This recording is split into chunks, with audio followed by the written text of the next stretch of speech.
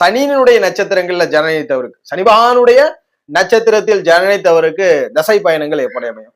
சனி பகவானை பொறுத்த வரைக்கும் பூசம், அனுசம், உத்திரட்டாதி இது மூணுமே சனியினுடைய நட்சத்திரம். இது ஒரு முழு நட்சத்திரம். மூன்றுமே நீர் ராசிகள்ல அமையும். அதாவது கடகராசியில பிறந்தா பூசமா இருக்கும், விருச்ச ராசியில பிறந்தா அனுசமா இருக்கும். அது போல உத்திரட்டாதி நட்சத்திரம் உங்களுடைய ஜாதகப்படி மீன ராசியா வரும். இந்த மூன்று ராசிகள்ல தான் இந்த சனியினுடைய நட்சத்திரத்தில், சனி பகவானுடைய நட்சத்திரத்தில் பிறந்தவர்கள் அமையக்கூடும். இவர்களுடைய பயணம் எப்படி இருக்கும்? முதல் தசையே சனி தசை தான். ஜாதகர் இந்த நட்சத்திரத்தில் ஜனனித்தால் முதல் தசை பயணமே சனி மகா தசை தான் வரும். இரண்டாவதாக புதன் தசை, இது ஒரு 17 வருடம் நடக்கும்.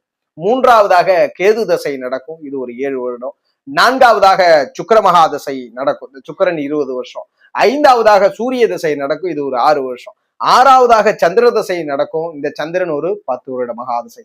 ஏழாவதாக செவ்வாய் மகாதசை நடக்கும், இந்த தசை 7 வருட தசை. அதுபோல எட்டாவதாக ராகு மகாதசை நடக்கும், இது ஒரு 18 வருட மகாதசை. 9வது மகாதசையாக ஜாதகருக்கு குருவுடைய மகாதசை நடக்கும். இப்படித்தான் வாழ்க்கையில தசை பயணம் இருக்கும். இந்த சனியினுடைய நட்சத்திரத்தில் பிறந்தவருக்கு எந்த தசை நல்லதை பண்ணும்?